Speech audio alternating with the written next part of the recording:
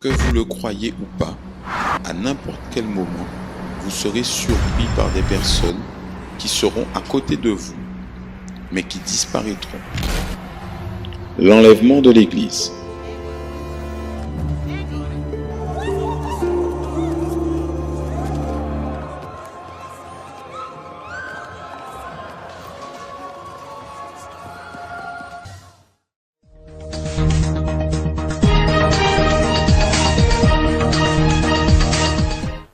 Dans le monde entier, un événement inédit s'est produit. La disparition de milliers de personnes, je répète, des milliers de personnes ont disparu instantanément dans les 4 coins de la Terre. Nous n'avons pas de chiffre exact, mais on considère que le nombre dépasse les milliers de personnes. Ça pourrait atteindre des millions. Beaucoup de vols d'avions ont été annulés pour des raisons de sécurité. Selon les compagnies aériennes, beaucoup d'avions sont tombés en plein vol à cause de la disparition soudaine des pilotes. La circulation des voitures a été stoppée et un grand nombre d'accidents routiers ont été enregistrés. Les hôpitaux n'ont pas assez de capacité pour accueillir tous les patients qui viennent massivement. Les parents sont désespérés par les disparitions de leurs enfants. Certaines personnes pensent que Jésus a enlevé ces milliers de personnes. Des gens témoignent avoir vu de grandes lumières avec un grand bruit et une silhouette humaine dans les nuages. Voici quelques images prises par les caméras.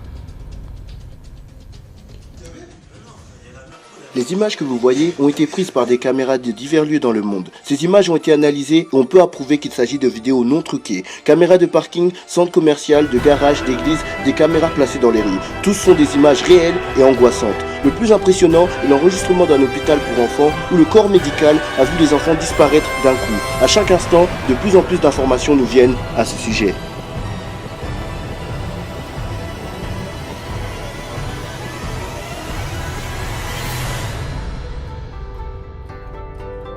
Les chefs d'État du monde sont alarmés, mais ne se sont pas encore prononcés. Nous sommes en liaison avec notre correspondance des États-Unis en direct de la Maison-Blanche. Bonjour Christina. Ici aux États-Unis, comme en Angleterre, au Japon, au Canada, en Grande-Bretagne, enfin dans tout le monde, le chaos s'est installé. Des grands accidents aériens ont été enregistrés. Il est impossible de déterminer le nombre exact. La circulation routière souffre aussi de ce même phénomène. Les trains ne fonctionnent plus. D'ailleurs, le train de Chicago au nord-est est bloqué. Le nombre d'appels vers les pompiers explose dans tous les États. À New York, en Arizona, à Atlanta, au Nevada, en Louisiane, en Mississippi, au Texas, au Missouri, en Michigan, en Floride, enfin, dans tous les États, on appelle le numéro des pompiers. Beaucoup de portes d'églises évangéliques ont été fermées jusqu'à aujourd'hui. Même comme ça, beaucoup de fidèles ont envahi les églises. Et les églises restent remplies à longueur de journée. Tout le monde ici attend une réaction du gouvernement. Christina, nous nous arrêtons ici et nous reviendrons dans quelques instants avec plus d'informations.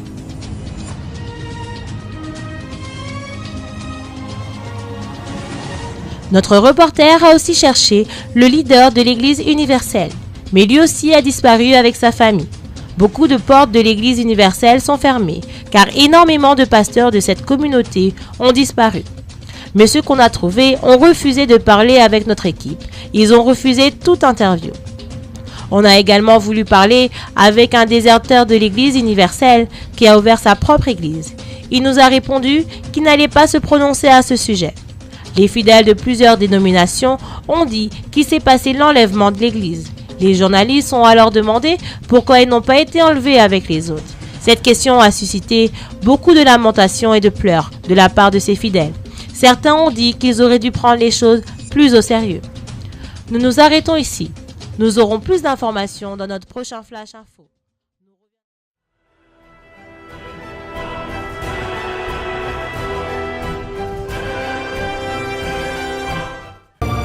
Ce qui arriva du temps de Noé arrivera de même à l'avènement du Fils de l'homme.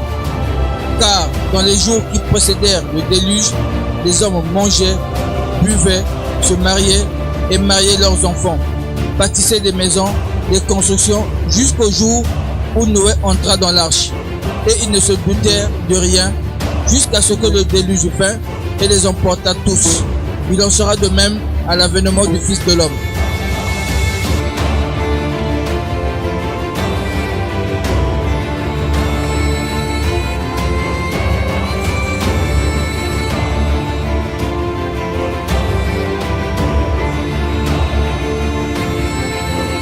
vous entendrez parler de guerre et de bruits de guerre. Gardez-vous d'être troublés, car il faut que ces choses arrivent. Mais ce ne sera pas encore la fin. Une nation s'élèvera contre une nation et un royaume contre un royaume. Et il y aura en divers lieux des pestes, des famines et des tremblements de terre. Car alors, la détresse sera si grande qu'il n'y en a point eu de pareil depuis le commencement du monde jusqu'à présent, et il n'y en aura jamais.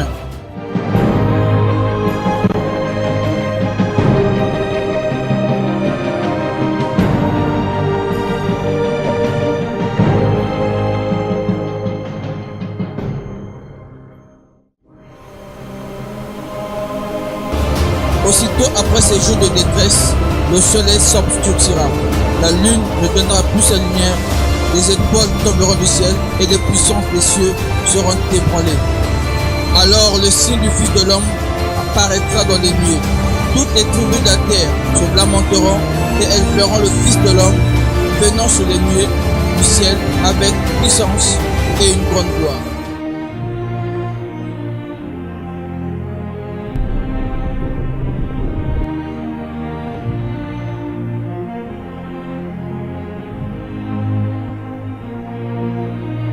Bien-aimé, la Bible dit que quand le Seigneur viendra, ses pieds ne toucheront pas le sol. Il s'arrêtera sur les nuées et il donnera un signal. Cela est écrit dans le livre de 1 Thessaloniciens, chapitre 4, à partir du 13e verset au verset 18. La Bible dit que le Seigneur donnera un signal. Et après ce signal, il y aura un ange qui sortira et qui criera. Après cet ange, il y aura un autre qui sortira avec la trompette de Dieu. Et quand il la sonnera, la Bible dit que les morts en Christ ressusciteront premièrement. Assurément, il y aura Abraham, Isaac, Jacob. Nous aurons les apôtres, à savoir l'apôtre Pierre, l'apôtre Jean, l'apôtre Jacques. Il y aura Étienne, il y aura Zachée, dont nous connaissons l'histoire, ainsi que les hommes de Dieu de notre génération et ceux d'autres générations. Tous les chrétiens qui sont morts reviendront à la vie. Et ensuite, et nous qui serons restés ce jour-là vivants, nous serons tous ensemble enlevés avec eux sur les nuées à la rencontre du Seigneur dans les airs. Quel que soit le lieu où ils ont été enterrés, ils reviendront à la vie. Quant à nous les vivants, quel que soit le lieu où nous serons ce jour-là, nous disparaîtrons, qu'on soit dans le train, dans le bateau, dans l'avion.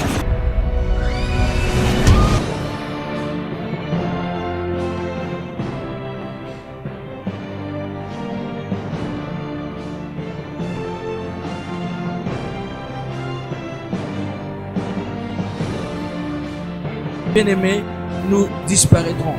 Selon qu'il est écrit, de deux femmes qui monteront à la meule, l'une sera prise et l'autre laissée. De deux hommes qui seront dans un champ, l'un sera pris et l'autre laissé. Viens ma chérie, où es-tu caché? Il y aura des accidents, des embouteillages partout dans le monde, le même jour, au même instant. Parce que les chrétiens qui seront au volant de leur voiture ce jour-là disparaîtront. Il y aura des crashs parce que les chrétiens qui piloteront des avions ce jour-là disparaîtront. Imaginez que vous êtes dans une pirogue et le piroguier est un chrétien. La trompette sonne, Dieu chante encore, il disparaît et la pirogue reste sans piroguier. Vous êtes dans une salle de classe, le professeur est un enfant de Dieu. La trompette sonne, il disparaît. Lui et tous les chrétiens véritables disparaissent au même instant. Et la salle reste sans professeur ni certains élèves. Vous êtes dans une église, en plein culte, en pleine adoration, en pleine prédication. Le pasteur qui prêche est un chrétien véritable. La trompette sonne, Dieu chante encore, il disparaît. Lui et tous les chrétiens véritables qui sont dans l'église disparaissent.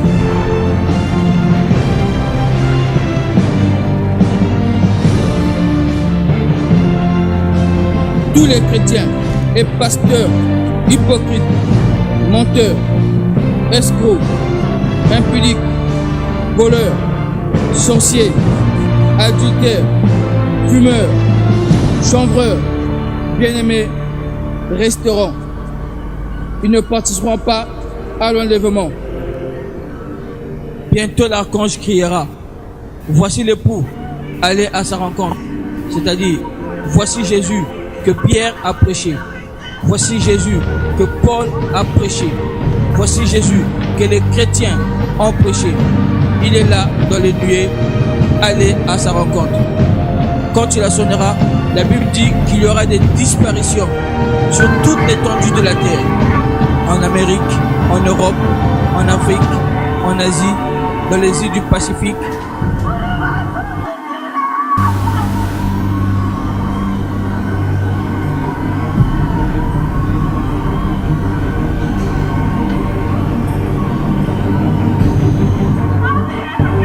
Bien-aimé, tu dois écouter la voix de l'archange et le son de la trompette afin que tu participes à l'enlèvement.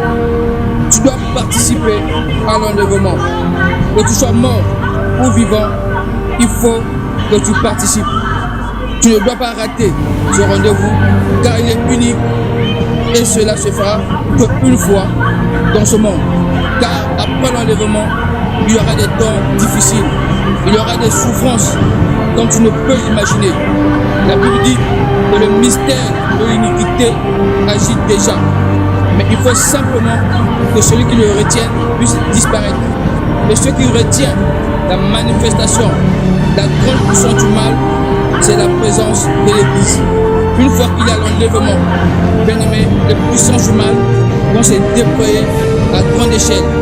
Dans le livre d'Apocalypse, il est écrit ceci, qu'en ces jours-là, les gens chercheront la mort, ils désireront mourir et ils ne la trouveront pas, car la mort fuira loin d'eux.